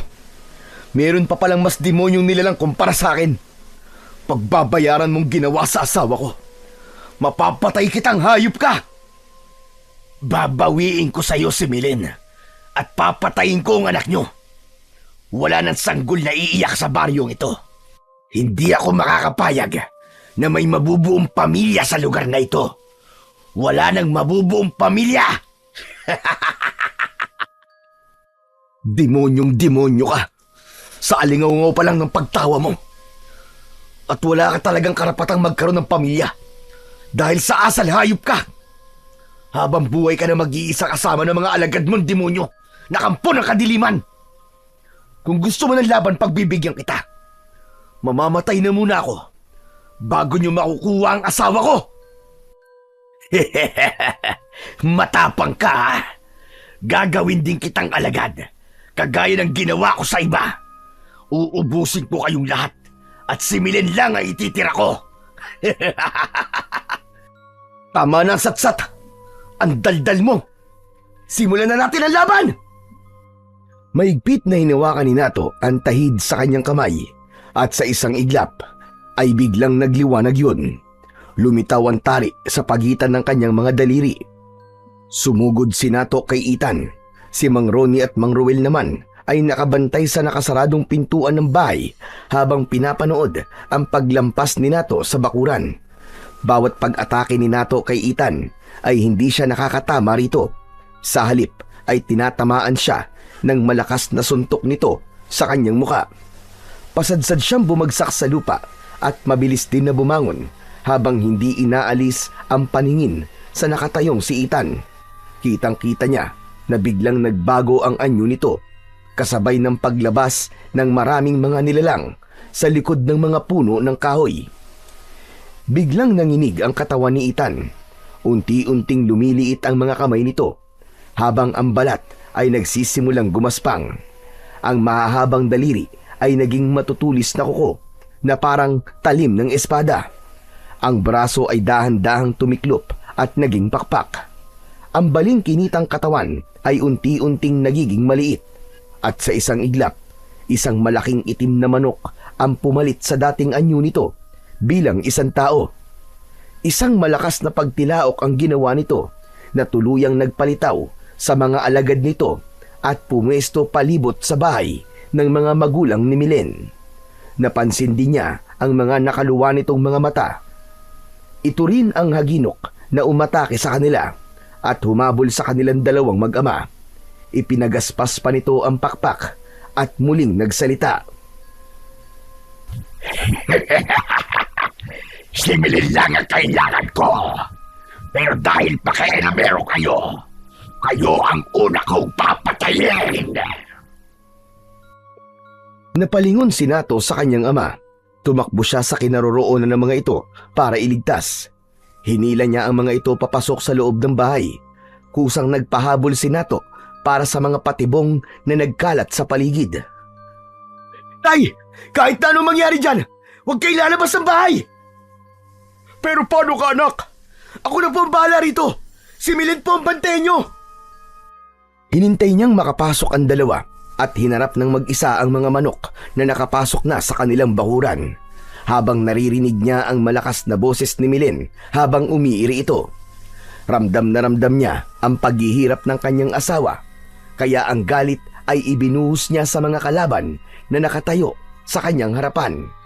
Habang ang ibang alagad ni Ethan ay nakahandusay sa lupa, dahil sa patibong na mga sibat na puno ng lason na kontra sa mga manok, katulad ng sibuyas. Kaya lalong nagalit si Ethan kay Nato. Akma na sana itong susugod sa kanya nang bigla itong natigilan sa nakitang liwanag mula sa palad ni Nato. Nanlalaki ang mga mata nitong napatingin sa kanya. Ano ang bagay na lumiliwanag sa kamay mo? Anak ng isang mutya. Kaya pala ang lakas ng loob mong kalabanin ako. Alam mo pala na mutyato eh. At alam mo ba, ito ang papatay sa'yo. Mula sa kamay ni Nato ay nakita niya ang kulay asul na liwanag mula sa tari. Ganon din ang mainit niyang pakiramdam sa kanyang palad. Biglang lumabas ang tari sa kanyang kamay at humaba ito na kasing haba ng sa espada. Napaatras ang iba pang mga haginok na wala ang masakit na sugat sa binti ni Nato. Siya na ang unang sumugod sa mga kalaban at hindi siya makapaniwalang bigla siyang kumilos. Sa paghagupit niya ng tari sa mga manok ay tumama yon sa leeg ng mga ito. Bumagsak ang mga haginok sa lupa. Nilapitan niya ang nakahigang manok habang walang tigil sa pagkikikisay na parabang nalalason. Nagpupumilit pa ang mga ito na makatayo para sana ay sumugod sa kanya. Pero naunahan na niya ang mga ito. Pinugutan niya ng ulo ang mga aswang ng sabay-sabay gamit ang tari na kasing talas ng labaha. Kumalat ang dugo sa lupa. Kasunod ang pagtakbo niya malapit sa bahay ng asawa. Halos maubusan siya ng lakas sa pagtadtad ng saksak sa iba't ibang parte ng katawan ng ibang mga manok na aswang na magtatangkang pumasok sa loob ng bahay nila Milen. Sige! Lumapit kayo! Nang ito na rin ang maging katapusan nyo! Alam kong ang iba sa inyo ay napipilitan na sumunod sa halimaw niyong pinuno. Pigilan nyo ang mga sarili nyo. Hindi kayo mga aswang. Isa kayong tao na ginawang manok ng lalaking pinagtatanggol nyo. Huwag kayong maniwala sa kanya. Ako ang pinuno ninyo. Sa akin lang kayo makikinig. Ngunit lingid sa kaalaman ni Ethan, ang paningin ni Nato ay biglang luminaw at hindi na mga manok ang nakikita niya sa mga aswang na nakatayo sa kanyang harapan, kundi mga lalaking may mabubuting kalooban at biktima lamang ng halimaw na si Ethan. Umatras sa mga ito at lumayo sa kanya. Ang natira ay ang mga tapat na alagad ng halimaw na si Ethan. Hayop ka! Tayong dalawa ngayon ang maglaban! Ako ngayon ang harapin mo! Sa paglukso ng mataas ni Nato ay kasabay ang pagkilos ng kanyang kamay na may tari. Iwinasiwas niya ang kanyang sandata sa ere at inatake si Ethan. Hanggang sa tamaan niya ito sa pakpak. Paulit-ulit niyang ginawa ang pag-atake sa kalaban. Ngunit naiiwasan ito ni Ethan. Tila alam nito ang epekto ng tari sa katawan ng mga aswang. Tumilaok ng malakas si Ethan habang nakatingala sa langit. Biglang nagsilabasan ang iba pang mga manok na nagtatago sa likod ng mga puno. Umikot naman sa ere si Nato habang isa-isa niyang inatake ang mga bagong dating na haginok. Pinagsasaksak niya ang mga leeg ng mga bagong dating na manok, habang ang ilang mga kalaban na umaatras sa laban ay nanatili na lamang na nakatayo sa labas ng bakuran. Yun ang mga taong may mabubuting kalooban at biktima lang ng sakim nitong pinuno. Hinarap ni Nato ang mga nilalang na sabay-sabay na sumugod sa kanya. Walang makalapit sa kanya dahil bawat tamaan ng kanyang mahabang sandata ay wakwak ang tiyan na bumabagsak sa lupa habang nagkikikisay na parang nalalason. Anak! Sa likod mo! Lumabas si Mang Ronnie para tulungan si Nato sa pakikipaglaban. Hinarap ni Nato ang malaking manok na lumipad papunta sa kanyang likuran. Dahil sa hindi maipaliwanag na liksi ng kanyang katawan, maagap niyang sinalo ang pagbagsak ng manok. Tinumbok niya ang dibdib nito ng kanyang tari. Bumaon ang talim nito sa dibdib ng kalaban at umagos ang dugo nito sa kanyang mga kamay. Nawala si Ethan. Hindi mahanap ng kanyang mga mata. habang abala pa rin ang kanyang ama sa pagharap sa kalaban gamit ang karet na ginamit ni Lolo Sinto. Tila may malakas na puwersang nagtuturo sa kanya na itaas ang tari sa ere. Kaya yun na nga, itinaas ni Nato ang kanyang kanang kamay na may tari at lumikha yun ng isang malakas na liwanag. Umikot ang liwanag sa katawan ng mga natitirang haginok. Isa-isang bumagsak sa lupa ang mga manok na aswang habang nagkikikisay ang mga katawan. Bumubula ang bibig at nilalabasan ng dugo sa tenga. Bumalik ang mga ito sa pagiging tao. Nakadilat pa ang mga mata at may bahid ng mga dugo sa hubad nilang mga katawan. Hindi halos matignan ni Nato ang mga nagkalat na katawan ng mga lalaki habang wala na itong mga buhay. Ang bihira! Paano mo nagawa ang bagay na yun, Nato? Si Lolo Sinto ang sumagot sa tanong ni Mang Roni. Lumabas ito ng bahay dahil nasilip nito sa bintana ang sabay-sabay na pagbagsak ng mga kalaban sa lupa. Dahil napagana niya na ang bisa ng mutya ng tari. Sobrang saya ko at nagtagumpay ka, Nato. Hindi ako nagkamali na ikaw ang pinili ng mutya. Paano mo nga pala naisip na itaas ang tari sa ere? Lolo Sinto, naisip ko lang po na gawin at nagulat na lamang po ako na lumitaw po malakas na liwanag at binalot ang mga katawan ng haginok. Lahat po sila ay natumba na parang nalason. Teka, si Milin po, nanganak na po ba siya? Hindi pa. Nag-aalala siya sa'yo, kaya pinapuntahan ka niya sa akin. Lolo, hindi niyo po dapat iniwan si Milin. Diyos ko, si Ethan bigla siyang nawala kanina habang nakikipaglaban ako sa alagad niya. Hindi ko pa po siya napapatay. Mabilis na tumakbo si Nato papasok sa loob ng bahay at hindi nga siya nagkamali. Nakatayo na roon si Ethan sa harap ng gilid ng asawa habang hindi makagalaw ang mga magulang nito na nakabantay lang sa anak. Nakita niyang nakapasok na ang isang malaking itim na manok sa katring kinahihigaan ni Milen. Uminit ang mutya ng tari sa kamay ni Nato. Magkakasunod na paglunok ng laway ang ginawa niya habang maluwa-luwa ang mga matang nakatitig sa mapupulang mga mata ng manok. Umuusok ang ilong nito sa matinding galit. Ganon din ang pagkaskas ng paa nito sa sahig. Rinig na rinig niya ang pagkuskus ng matatalim nitong mga kuko sa sahig, pati ang pagtilaok nito na masakit sa kanilang pandinig. Hindi ako makakapayag na mabuo ang pamilya mo, Milin. Hindi mo iningatan ang anak natin. Pagkatapos, nagpakasal ka sa iba at nagpabuntis pa sa kanya. Aking ka lang. Walang ibang makikinabang sa'yo. Demonyo ka! Mamamatay na muna ako bago mo ako makuha. Pinagsisisihan ko na minahal kita, na nagtiwala ako sa'yo. Mas minahal mo ang mga babae mo, ang mga manok mo, kaysa sa anak mo. Kaya huwag kang umasta na parang hindi mo kayang mawala ako. At hindi ako sasama sa lalaking nagbenta ng kaluluwa sa demonyo para lang makuha ang mga gusto niya. Matagal ko lang alam na nagsasagawa ka ng ritual laban sa kapwa mo sa bungero para manalo ang manok mo. At bilang kapalit, ay inaalay mo ang mga buhay nila sa sinasamba mong demonyo. Tumigil ka! Sinong ipinagmamalaki mo? Ang lalaking ito? Naaamoy ko sa kanya ang pagiging sabongero niya. Kaya huwag kang umasta na parang ako na ang pinakamasamang nilalang na nakilala mo. Nagawa ko yon dahil alam kong iiwan mo na ako. Dahil masama ka! At yun ang totoo! Kung hindi ka mapupunta sa akin, papatayin na lang kita kasama ang anak mo. Ibinuka ni Ethan ang pakpak nito para atakihin ng tuka ang tiyan ni Milen. Pero naging maagap sa pagkilos si Nato. Mataas siyang tumalon sa ere upang harangan ang pintuan ng silid ng asawa. Nakapasok sa loob si Sinto.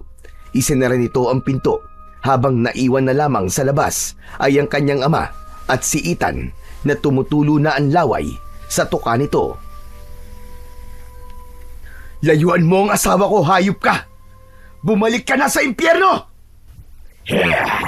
Isasama kita. Pareho lamang tayo ng kulay, kaya huwag kang magmalinis.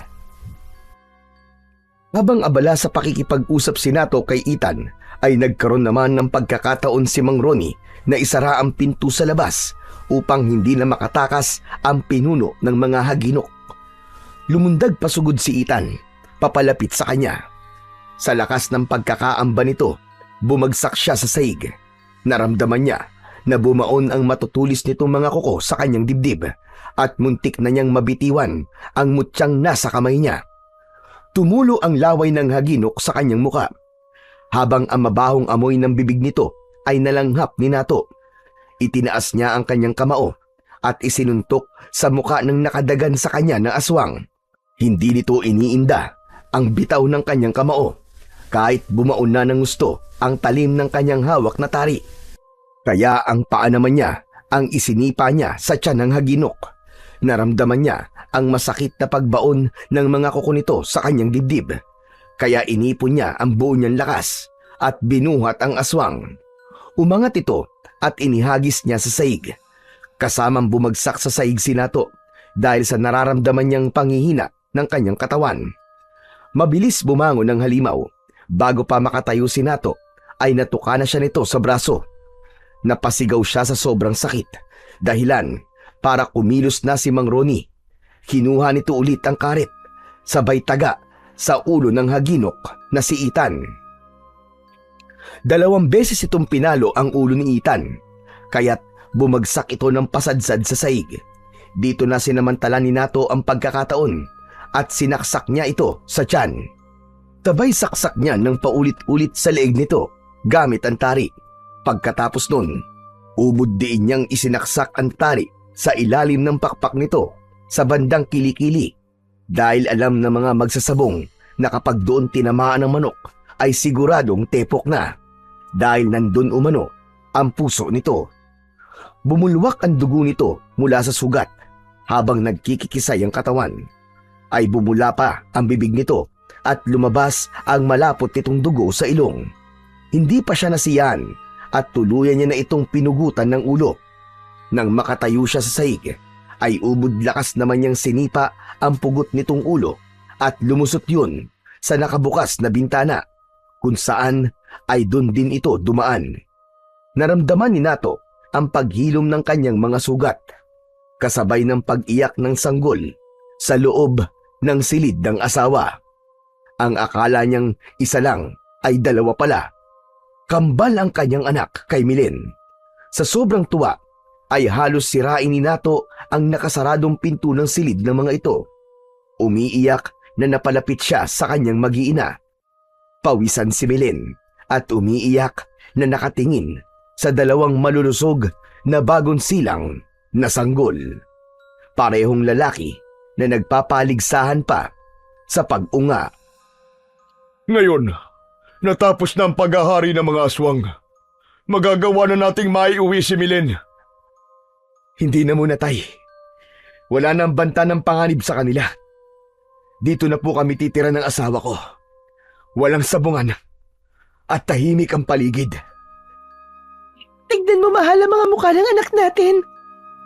Ang popogi nila. Kamukhang-kamukha mo silang 2. Diyos ko. Tatay na ako, mahal. Salamat. Maraming salamat. At hindi mo ako sinukuan, mahal. Hindi mo rin naman ako sinukuan eh. Ay hala. Tabi nga muna Nato, tabi muna. Baka mamaya langgamin pa yung mga apo ko. Saka na kayo maglambingan kapag 2 na lamang kayo ni Milen at marami ang naiinggit. Sabay tingin ito sa nakatayong si Mang Ronnie. Sabay-sabay silang nagtawanan na parabang walang nangyari. Bigla na lamang silang nakarinig ng mga taong nagpapasalamat sa labas ng kanilang bahay. Bumalik na sa dating anyo ang mga haginok na hindi lumaban sa kanya. Sobra ang mga itong nagpapasalamat sa ginawang pagliligtas ni Nato sa mga ito. Muling lumabas si Nato sa bahay at pinagmasdan ang mga nagkalat na katawan ng mga haginok habang unti-unting nasusunog ang katawan. Nawala ang bakas ng mga aswang sa lupa. Nang gabing yun ay natapos ang paghahari ng mga haginok. Magkakasama nilang sinalubong ang pagsikat ng araw. Muling nakabalik sa kanilang mga pamilya ang mga lalaking nabihag ni Ethan. Dala ang isang aral na natutunan. Hindi dapat ipinagpapalit ang pamilya sa bisyong sugal o sa kahit na ano pa. Pahalagahan ang mga mahal sa buhay dahil sa huli, sila rin ang dadamay sa iyo sa oras na kailangan mo ng pagmamahal at pag-aaruga ng isang pamilya. So yun na po mga idol, sana po ay nagustuhan nyo ang ating kwento sa araw na ito. Ngayon naman po ay dumako na po tayo sa inyong pinaka-nire-request at pinaka-hinihintay na shoutout portion. Pero bago po yun, pasensya na po pala sa mga hindi po masa-shoutout ngayon. Pero pipilitin ko po na sa susunod na kwento ay maibibigay ko na po ang inyong request. Ano pa pong hinihintay natin? Ito na po. Shoutout po at maraming salamat sa inyong suporta. Sunny Daniva from Antipolo City. Shoutout po Maris Sanchez, Romeo Tapping, Marjun Tapping at kay Reynald Supe. Shoutout po Mansitwarion from Dubai. Shoutout po Imrilin Sais from California. Shoutout daw to my sister-in-law Melanie na laging nakikinig. Maraming salamat po sa inyo. Shoutout po Chonabay Nosa 6362 from Malaysia. Shoutout po Josephine Escanilla from Switzerland. Maraming salamat po sa mga OFW dyan sa Switzerland at Malaysia. Shoutout po Sheena Marmol from Santa Rosa, Laguna. Shoutout po sa inyo dyan sa mga taga Santa Rosa. Shoutout po Jerome Avila. Shoutout po Akira Joem from Taguig. Maraming salamat po sa inyo. Shoutout po Victoriano Santos na nagka-carwash habang nakikinig from Florida, USA. Maraming salamat po sa inyo dyan sa Florida. At syempre, shoutout po Martin Niepe. Shoutout daw kay Martin Lumbo at paring Chris Morada at sa lahat ng katrabaho ko sa gotohan ni Bem at Alex from San Mateo, Rizal. Maraming salamat po sa inyo dyan sa San Mateo. At syempre, shoutout po Precious Irishalgo. Shoutout po Tistis from Hong Kong. Shoutout po Lorena Cosin from Kuwait to Guimaras. Hello po sa inyo dyan sa Kuwait at sa Guimaras. Maraming salamat po sa walang sawa niyong suporta at pakikinig. Shoutout po Doroteo Austria. Maraming salamat po. Shoutout po Ronald Basingil, ang angkol ng Sagbayan Bohol at RG's Bake Shop. Muli po, maraming salamat po sa inyong walang sawang suporta at pakikinig ng mga kwentong aswang at katatakutan sa aking munting channel na The Voice Addict at Apong Isaac. Hanggang sa susunod pa pong kwento na magpapatindig ng inyong mga balahibo mula sa mundo ng kababalaghan.